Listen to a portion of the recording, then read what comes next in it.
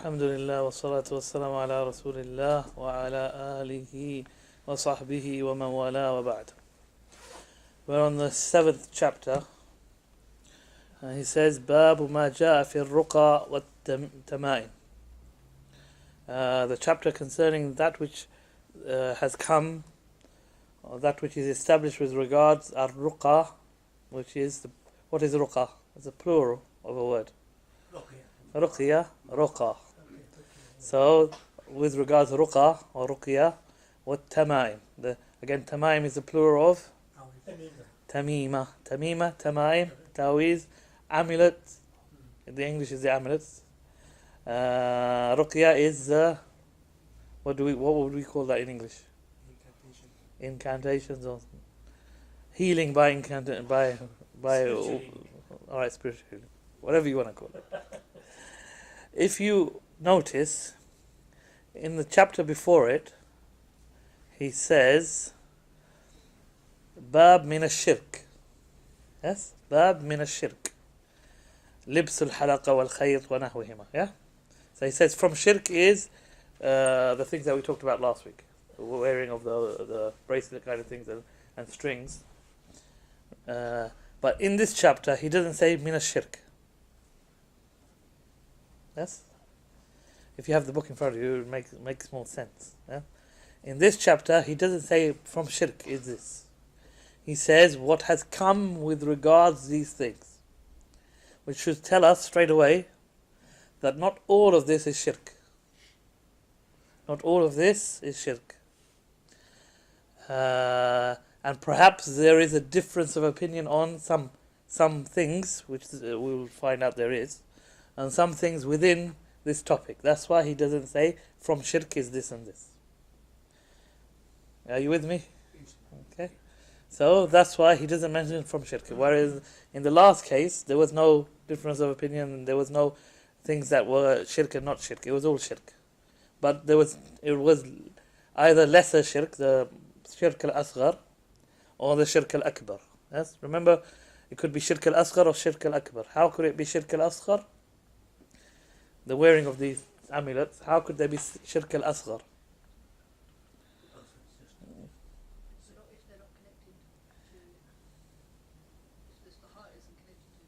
If the heart is not connected to it, yes, that's right, but we need more. Huh? Allah's power is uppermost, yes.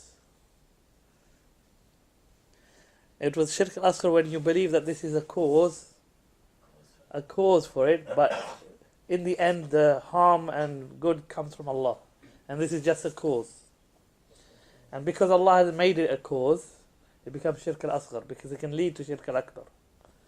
Yes? Because once your heart becomes connected to it, and then it will, until you believe that it is the thing that is doing everything. In the beginning you may believe that, okay, it's only doing it by the will of Allah, and then slowly your heart will become totally connected to it. And so shirk al-akbar, how is it shirk al-akbar? When you make it independent. Absolutely, that it is the only cause. Yeah. And Allah has nothing to do with it. It is the one that does everything. Okay? So it could be shirk al-akbar or shirk al-asghar. So here he's mentioning ruqa and tama'im. And he brings the hadith. وفي الصحيح, when he says and in the sahih, what does he mean? From Bukhari Muslim. في الصحيح. Only Bukhari. In Bukhari. However, the narration does come in Muslim as well, but he just says في الصحيح. So he's just taking it from al-Bukhari. وفي الصحيح عن أبي بشير الأنصاري رضي الله عنه أنه كان مع رسول الله صلى الله عليه وسلم في بعض أسفاره فأرسل رسولا أن لا يبقين في رقبة بعير قلادة من وتر أو قلادة إلا قطعت. Okay, so he says on the authority of Abi Bashir al-Ansari radiallahu anhu, who said that he was with the Prophet ﷺ, or he travelled with the Prophet ﷺ on some of his journeys. So on one of these occasions, the Prophet ﷺ sent a messenger out to the people. or to the tribes, and they're going to have their animals. So he said, he sent the messenger to tell the people, أَلَّا يَبْقِيَنَّ فِي رَقَبَةِ بَعِيرٍ قِلَادَةٌ مِّن وَتْرٍ أَوْ قِلَادَةٌ إِلَّا قُطِعَتْ. That what they used to do is to ward off the evil. They would put amulets on the animals, or they would put string with certain things on it to use as an amulet on the animals, either around their necks, on their legs, or anywhere. Just like people do it nowadays on the house, in the car. They used to do it on the animals, especially the big animals. The camels, here Ba'ir is mentioned. Ba'ir is a camel. Or they would do it on the cows and big animals generally. So the Prophet ﷺ ordered that no camel that has this on it should remain with it on it. And all of these things should be cut. All of these strings that have been placed for this reason should be cut off. What does this show us? What does this show us? The Prophet ﷺ is ordering for all of these things that are used for amulets to be cut, and none of them to remain upon the animals. Prohibition. Showing that it's prohibited to have it. That this thing is haram. And we know it is from Shirk al-Asghar from the chapter before it. That it is Shirk al-Akbar, or it can be Shirk al-Akbar or Shirk al-Asghar. But the Prophet ﷺ ordered for this to be removed. Anybody who has it, to have it cut off. Then he says, وعن ابن مسعود رضي الله عنه قال سمعت رسول الله صلى الله عليه وسلم يقول إن الرقى والتمائم والتولة شرك رواه أحمد وأبو داود. On the authority of Ibn Mas'ud radiallahu anhu, he said, I heard the Messenger of Allah sallallahu alaihi wasallam say, Inna ruqa, verily ruqya, tamaim, amulets, and tiwila are all from shirk, are all shirk. So what is tiwala? Yes, that's the question. What is tiwala? Tiwala is a type of magic, or type of magic potion, which causes the husband to love his wife, or the wife to love her husband. So the person, for example, the wife will go to somebody, a magician or a sorcerer or something, and say, my husband doesn't love me. So give me something that will cause him to love me. So it's a type of magic. It can be in the form of an amulet as well, that she wears. All of this is from tiwala, but the main thing is that it causes the person to love his wife or husband, however it is. This is tiwala. It's a type of magic. So the Prophet ﷺ said, all of these things are shirk with Allah Azza wa Jal.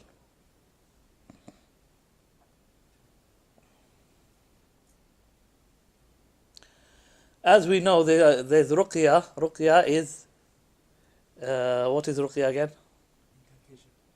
It's spiritual healing by words. Yes, by reciting something. Yes, but here the Prophet ﷺ is saying that ruqya is shirk. Yes, here the Prophet ﷺ is saying ruqya is shirk. So how do we understand this statement, ruqya is shirk? We have to understand it with the context of all the other hadith, where the Prophet ﷺ, in another hadith, the Prophet ﷺ said, show me all of your ruqya, or recite to me the ruqyas that you do. Those ruqyas that you do that have no shirk in them, in their wording, then there's no problem with them. But those which have shirk in them, then they are not allowed. So here, we understand this ruqya, the Prophet ﷺ saying is shirk, is those ruqyas that have shirk in them. Because ruqya doesn't have to be, the best ruqya is from the Quran. The best ruqya are from the statements or the du'as of the Prophet ﷺ. But ruqya can be made up, as long as it is from the Arabic language. And the Prophet ﷺ telling the companions, show me or recite to me the ruqya you use, shows that they used to make up ruqya. They used to make up du'as. Even in the salah, the companions used to make up du'as. And then the Prophet ﷺ would hear it and say, agree with it, or say this is not good du'a to use. Or he would say the angels heard this and they said Ameen to this. There's all these narrations. So the companions used to make up du'as, especially they are the people of the language, not like us now. We should generally stick to the du'as that are mentioned, because we are far away from the language. Even the Arabs nowadays are far away from the language, but they can still make up du'as. It's not an issue. But here the Prophet ﷺ meant in this hadith of Ibn Mas'ud is those ruqya which have shirk in them. That's the ruqya he's talking about. Tamaim, Tamaim from shirk. And tiwala, of course, without doubt, is sihr, and sihr is kufr. But in the sihr, they're going to do things which are shirk, where they're going to, most of the magicians, what do? They use jinn. Yes? How do they use the jinn? By committing big shirk, by worshipping them, doing certain actions of worship for them to. The jinn is not going to say, okay, I'll do whatever you want for no reason. You're going to have to give it something. Do something to please it, for it to do what you want it to do. Yes? There's nothing free in this world. Yes? Even with the jinn, there's nothing free. They want something from you. And the biggest thing they want from you is your iman. They want to take it from you. If they take that from you, then they'll do whatever you want. Within reason as well. There's certain things they might not do, but they'll do a lot for you. But they will want you to worship them and to make ta'zeem of them and put all your trust in them. And then they will do things for you. So, all of these things, the Prophet ﷺ is saying are shirk. Then he says, وعن عبد الله بن أكيم مرفوعا من تعلق شيئا وكل إليه رواه أحمد والترمذي.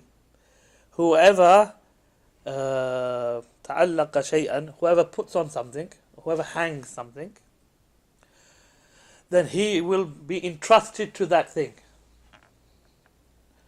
Whoever hangs something, he's talking about these amulets, yes? Or it can mean also whoever heart is connected to something other than Allah as well. Yes. So when somebody puts on the amulet, their heart becomes connected to that thing. Yes.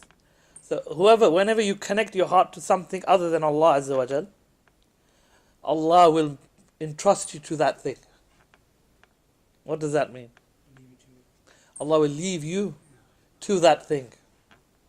Yes. So Allah will not help you.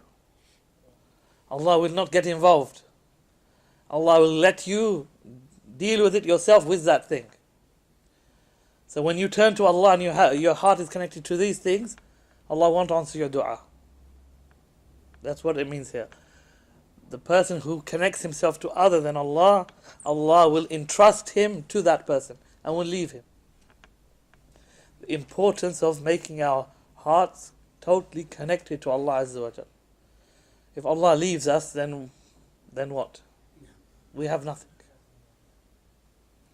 If Allah entrusts us to the makhluk, He leaves us to the creation. Leaves us to put our reliance in the creation. Are we ever going to benefit? No. We'll have nothing. May Allah not make us of those people. Make us of those who are connected to Him and put our reliance only in Him. Jalla wa ala. Then the Shaykh himself starts to explain, and this is very little where the Shaykh himself explains things. He normally mentions the narrations, yes, and then he mentions his points of benefit that he gets from narration in point form, yes. Here he does something strange that he doesn't do in most of the book, is he actually explains things. So he says, التمائم شيء يعلق على الأولاد من العين لكن إذا كان المعلق من القرآن. Okay, so he explains what is a tamaim. What is tamaim is he says it's something which is hung on the necks, hung on the children, or put on the children, to ward off bad things, or especially the eye, from children. It's normally done on children. It's saying perhaps in his time it was done more so on children. Even in the times of companions, some of them, it was done on children more than on older people. Especially if the child is very beautiful looking, or the child has some characteristics which are like memorizing Quran or things like this. Yes, people's eyes are looking at these children. Yes, and then things could happen. So they used to put these things on to ward off the ain from the children. So he's saying that's what generally it's used for. Then he says, لكن إذا كان المعلق من القرآن, if that which is put on is from the Quran, meaning, they wrap up something. Perhaps they've written ayat of the Quran. Yes? He says, if they are ayat of the Quran or something from the Quran, then some of the Salaf have given concession and allowed it. If it's from the Quran. Some of the Salaf have given concession on this issue. I think he mentions who they are somewhere. Let me just see who is mentioned. This is it's narrated that Abdullah ibn Amr ibn al-As used to allow it, but the narration to him is weak. It's also narrated that it's the opinion of Aisha radiyallahu anha, and the opinion of Abu Ja'far al-Baqir, who is one of the sons of the grandsons of Al-Hussein. So, and also it's an opinion of Imam Ahmad. That the only type of tamaim that are allowed, or a concession is given, is that which has Quran in it. And this is a minority opinion amongst the companions and amongst the scholars as well. But this opinion does exist. Okay. Those who didn't allow it are the majority of the companions, and also an opinion of Imam Ahmad as well. So here Ibn Abdul Wahaab is mentioning that there is a concession by some of the scholars and some of the Salaf with regards to the tamaim which have Quran, which are only Quran. Not that they have Quran, are only Quran. Okay? And then he says, وَبَعْضُهُمْ لَمْ يُرَخِّصْ فِيهِ, and some of them, and they are the majority, didn't even allow this concession. وَيَجْعَلْهُ مِنَ الْمَنْهِيُّ عَنْهُ, and made it, even though that which has Quran in it, from that which is not permissible. Minhum Ibn Mas'ud radiyallahu anhu, and from them is Ibn Mas'ud, who didn't allow this. Rather, from it is the majority of the companions and majority of the scholars who didn't allow it. Those who allowed it said because it's the words of Allah. Yes? Those who allowed it said that these are the words of Allah. And so when the person becomes connected to this tamima, he's actually being connected to the words of Allah. Yes? And because he's connected to the words of Allah, and the words of Allah are not created, so he's not connecting his heart to anything created. He's connecting his heart to Allah still. You got there why they're arguing. Yes? Because the shirk is when the heart is connected to other than Allah from the makhluk. The other than Allah is makhluk. Everything other than Allah is makhluk. Yes? But the Quran is not makhluk because it's from the sifat of Allah. Yes? So the one who connects his heart to this tamima, and this tamima only has Quran in it, then he's connecting his heart to Quran, which is part of Allah's sifat, so he's connecting his heart to Allah, and not to any makhluk. From this angle they allowed it. Yes, from this angle they allowed it. However, the correct opinion is the opinion of the majority. That to close the door, to close the door, because you allow this and people will what? They won't stop there. They say, if that's allowed, why not this? And why not this? And why not this? Until everything becomes allowed. So the Sharia sometimes cuts off the door. Why is it not allowed to look at non-mahram women? Because it will lead to, and it lead to, and it lead to, until it leads to fahisha. Yes? So Allah straight away close the door. Anything that leads to fahisha, then the door has to be closed. This is called Saddul Dhari'ah. Saddul Dhari'ah. Closing off the door to the haram. So anything that leads to haram, then the Sharia generally closes that door. That's why Allah says, وَلَا تَقْرَبُوا الزِّنَا. He doesn't say, وَلَا تَزْنُوا. Yes? He doesn't say, don't commit zina. He says, وَلَا تَقْرَبُوا. Don't come even close to it. Anything that leads you to it. Don't come. So he closes the door. Sadd al-Dhara'i. This is one of the proofs for Sadd al-Dhara'i, which is the opinion of many of the scholars of usul. That Sadd al-Dhara'i is one of the proofs, or one of the principles in the Sharia. That the door to any haram should be shut. Okay, so this seems to be the most correct opinion, where it closes the door to anything going further, and any shirk entering in. Then he says, وَالرُّقْيَةُ وَالرُّقَى هِيَ الَّتِي تُسَمَّى الْعَزَائِمُ وَخَصَّ مِنْهَا الدَّلِيلُ. Okay, so he says, الرُّقَى is that which is called al-azaim, which are the again, what was it? Incantations, where you say words and you use them as a cure. But they themselves don't cure. Yes? They themselves don't cure. Yes? Who cures? Allah. But they are a means. They are a means. As long as somebody believes that they are a means, and the Sharia has allowed this means, then there is no shirk, and it's allowed. This is something allowed. But if somebody was to believe that by doing ruqyah, the person will be cured by the ruqyah itself, or the one who's doing the ruqyah, yes, then that is shirk with Allah. Yes. Yani, if you believe that these words that the person is reading is what will cure you, yes, then that is shirk with Allah. Yes.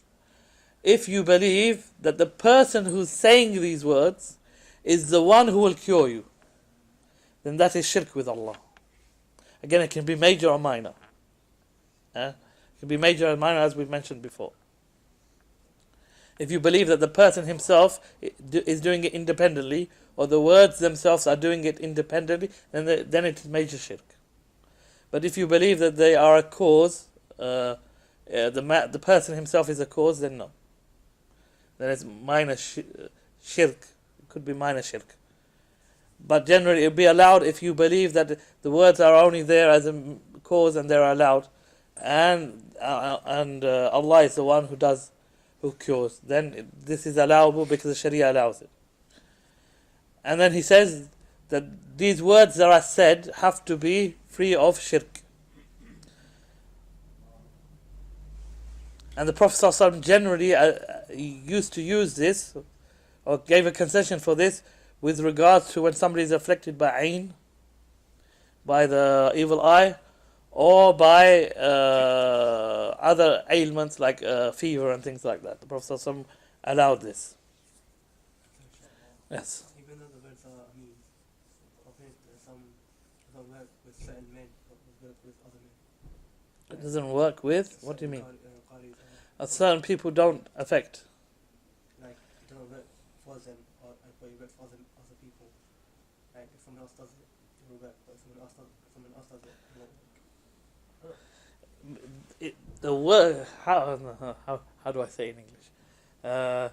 Its effect is dependent upon the person who it's being done for and the person doing it. How close they are to Allah Azza wa Jal, how much trust they have in Allah and in the words that are being used. Yes? The meanings of the words. So if the person who's reading it is not even thinking about the words, he's just doing it because the money he's going to get out of it. Yes? Because we know how much people charge these days. Yes? There's no limit on the amount that people charge for ruqyah. Yes? So if he's just doing it for that purpose and he's not connected to those words, or he's not connected to Allah in himself, perhaps he doesn't do any of the things that are obligatory upon him, but he goes around as a profession doing ruqyah. Yeah, amazing. Huh? Just to add something, I'm maybe not like that, but still I do. You know what the jump paper? This paper every day come out. They have a whole page. It's broadsheet. Jump with the paper. Yeah, jump. They have a one day across. I just want to read this. You know what I saw? You'll be surprised what I saw. Any problem of the दुनिया की कोई मुश्किलात हाल करने के लिए वो फिर सब आता है. Do you understand what I said? Yes, go to the saint. He'll sort out your problem. Any problem, amazing. That's worse than ruqyah. Yeah. Ruqyah yani, is allowed. But for the person saying that any problems in the dunya, the peer will sort you out. No, but the page itself is the whole complete page of the jump paper. Whether you've seen it or not, but I've seen number. Yeah, I've seen a number of times. So it depends on the person who's doing the ruqyah and the person who is having the ruqyah done too. How much that person believes in the words and the meanings and has trust in Allah Azza wa Jal and has practice of the deen in themselves. Ibn Qayyim mentions this in, I think, Da and Dawa and in some other books, that it depends on both sides. Depends on both sides.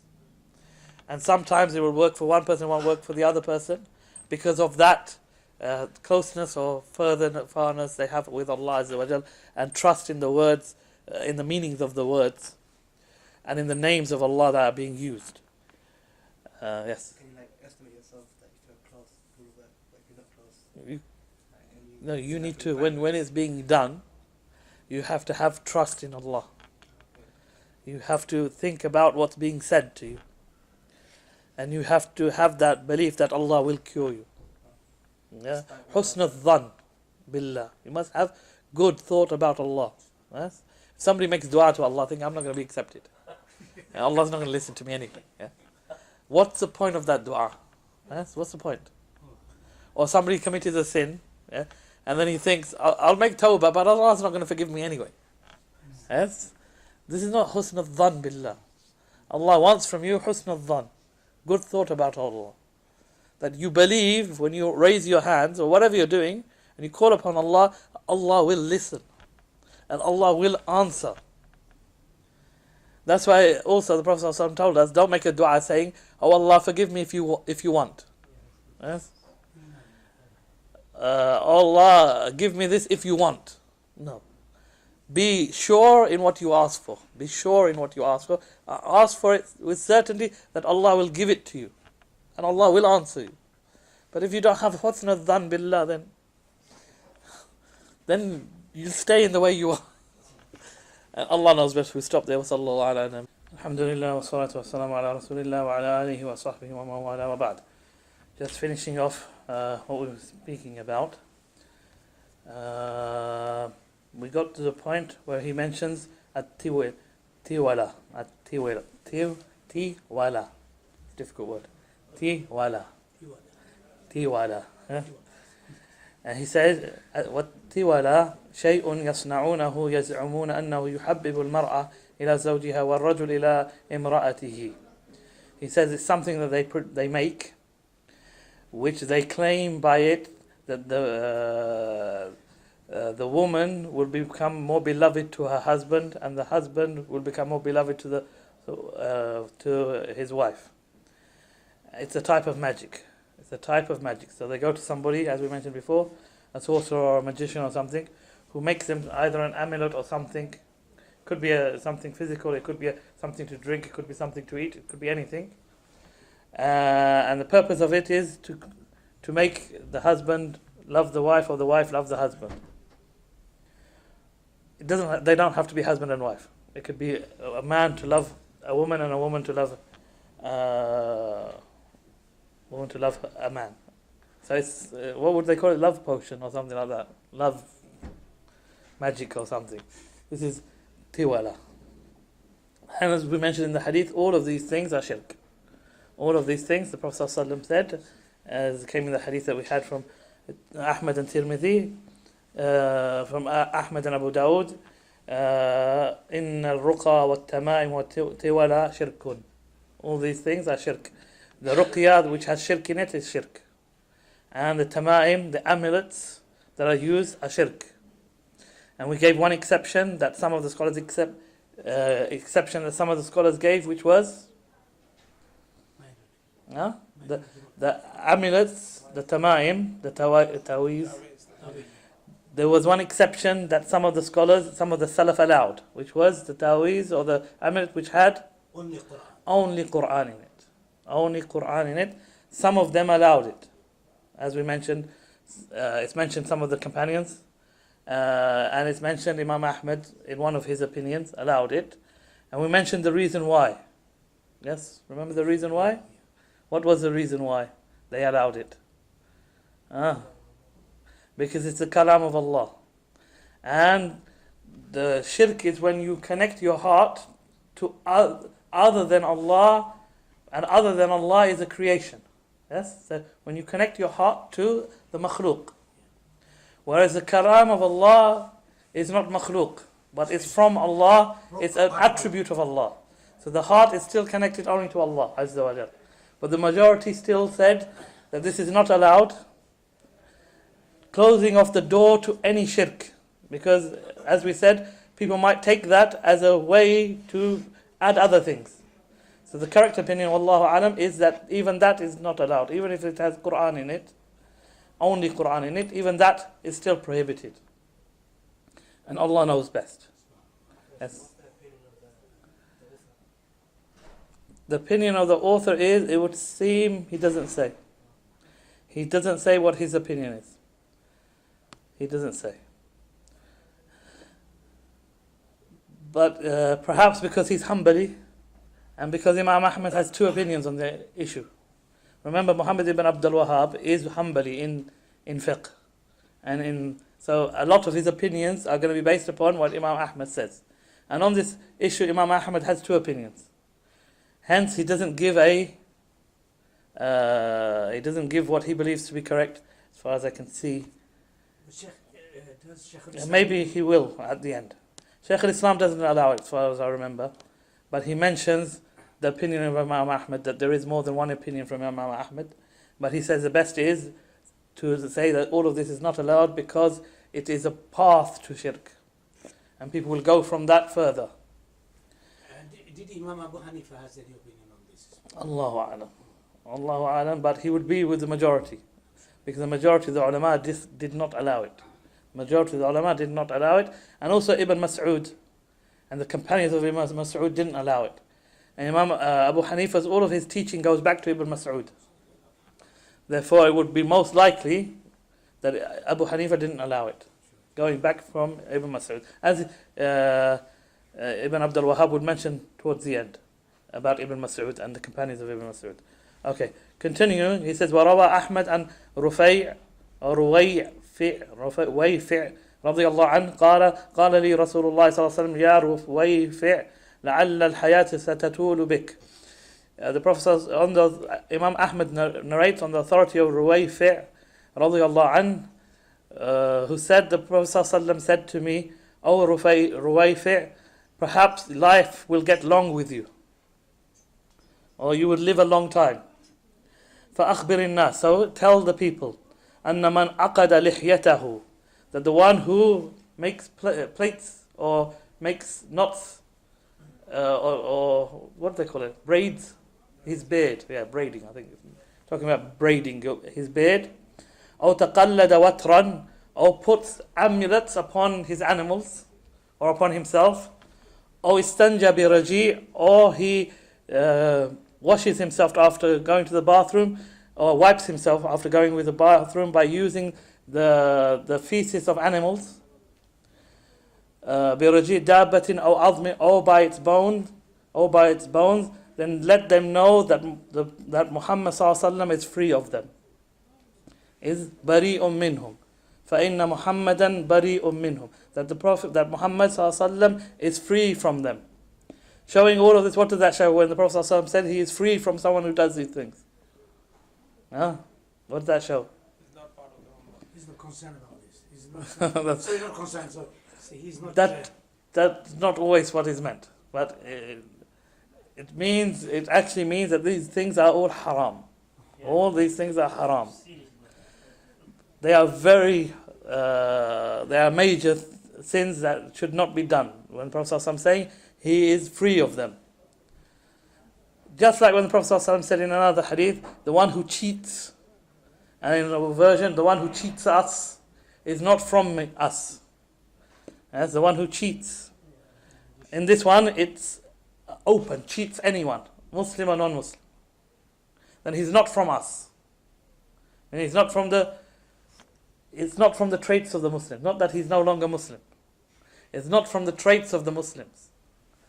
Okay. Also, in the other version, man ghashana, the one who cheats us, meaning cheats a Muslim, then he's not from us. So we have both narrations.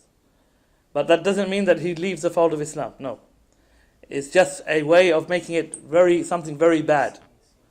That if you're a Muslim, you shouldn't be cheating people. If you're a Muslim, you shouldn't be doing these things. In another narration, the Prophet ﷺ says, a Muslim is the one who the people are safe of from his tongue and from his hands. Yes? A Muslim is the one who people are safe from his tongue and his hand. Nowadays, how many people are safe from people's tongues and hands? And they are Muslims, yes? But the true Muslim, the one who deserves to be Muslim, who fulfills being Muslim, is the one who does these things.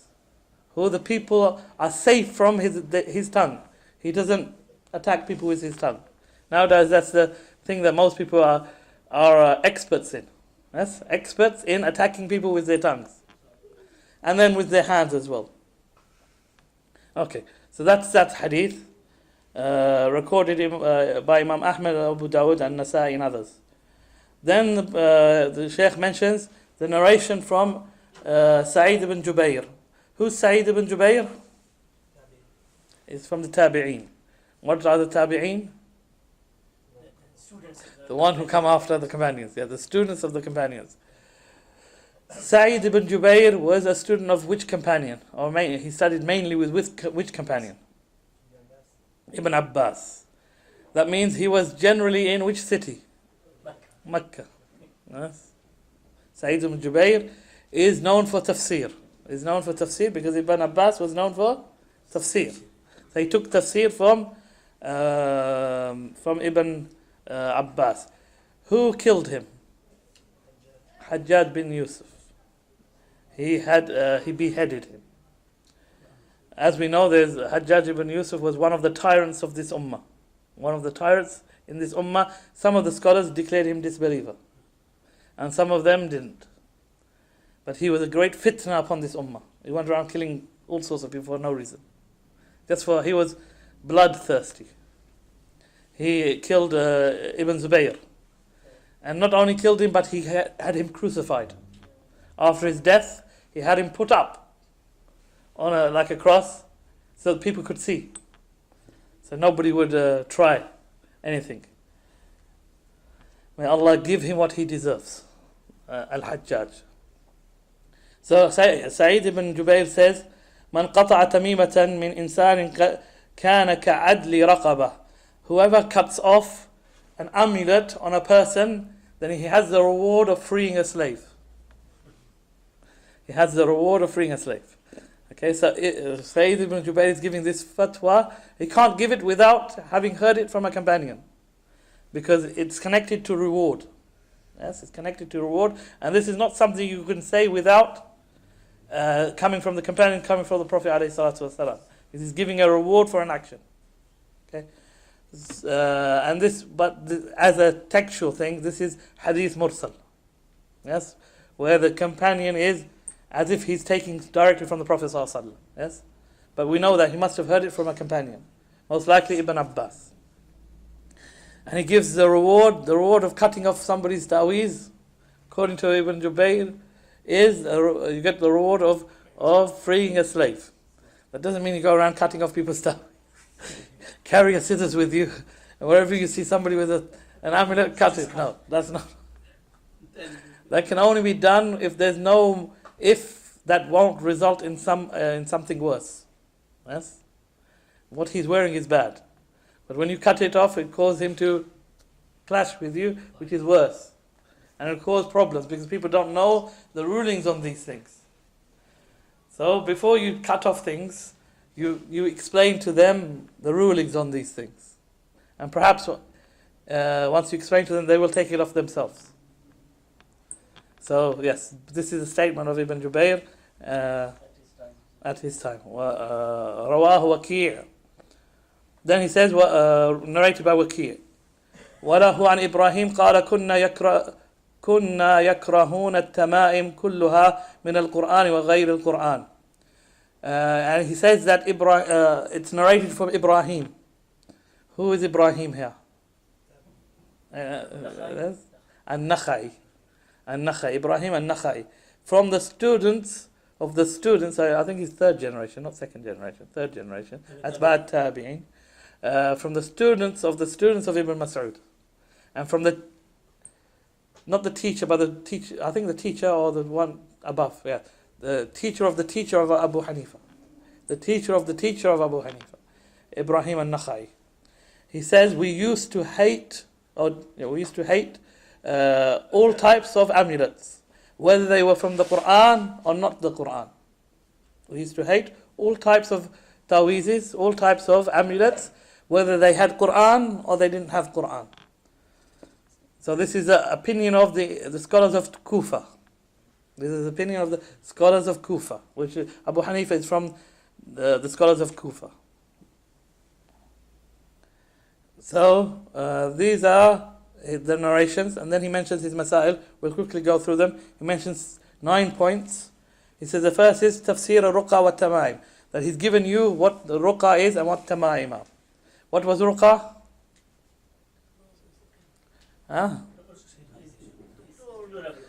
Plural of ruqya, which was the words that are used to as a cause of as a reason for healing. Yes, but they don't heal in themselves.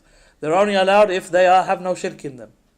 They're only allowed if they have no shirk in them, and the best of them are from Quran or from the statements or from the du'as of the Prophet ﷺ. But you can make them up as long as they're in the Arabic language. ثانيا تفسير التولة, that he's given you the meaning of tiwala. What was tiwala? Yeah, something to cause love. Yes? It's a type of magic to cause love. الثالثة أن هذه الثلاثة كلها من الشرك من غير استثناء, that all of these three without exception are from shirk. So the ruqya that has shirk in it is from shirk, of course. Makes sense, yes? The ruqya with shirk in it is shirk. The tamaim are shirk. They can be major shirk and minor shirk. And tiwala is from magic, which is a kufr, which is a type of shirk. Okay. Then he says number 4, الرابعة أن الرقية بكلام الحق من العين والحمى ليس من ذلك. He says the ruqya that has good words in it, words which are not shirk, then they are a method to be used for the evil eye and for illnesses, especially the illnesses which have fever in them, and they are not from shirk. الخامسة أن التميمة إذا كانت من القرآن فقد اختلف العلماء هل هي من ذلك أم لا.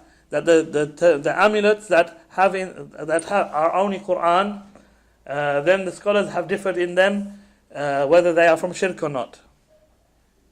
But so here he's not giving his opinion. He has not given his opinion. السادسة أن تعليق الأوتار على الدواب من العين من ذلك, that putting amulets upon the animals to ward off the evil eye is from shirk.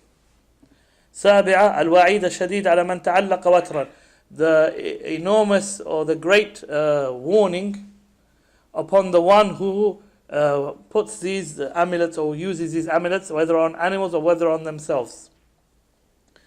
Number 8, فضل ثواب من قطع تميمة من إنسان, the reward or the excellence of the one who removes these things from people, when it's acceptable to do so. Yes, we have to put that. We have to put that in there when it's acceptable. Perhaps in his time, because he had authority. Yes, he could do that. In our time, no, none of us have authority. perhaps not even upon our own family. Yes? Perhaps not even upon our own children. Yes?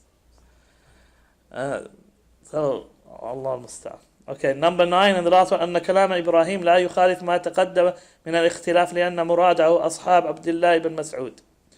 That the statement of Ibrahim an-Nakhai doesn't go against what he's mentioned in point 5, where he's saying that there is a difference between the ulama on the issue of whether, on what issue? Quran or If it's the abilities of Quran, then there's a difference of opinion whether it's shirk or not shirk, whether it's allowable or not allowable. Imam Ibrahim an-Nakhai is saying that we didn't allow it, whether it had Quran or not. What he means by that is the scholars of Kufa going back to Ibn Mas'ud, that where he says we didn't allow it or we hated these things, he's talking about his scholarship going back to Ibn Mas'ud, that the scholars of Kufa didn't allow it.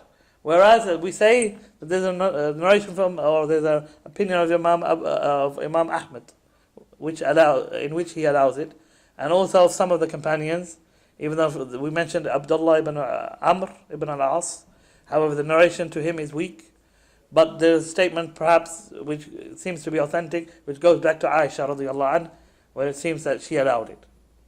But only Quran. Only Quran. And Allah knows best. We finish here. وصلى الله على نبينا محمد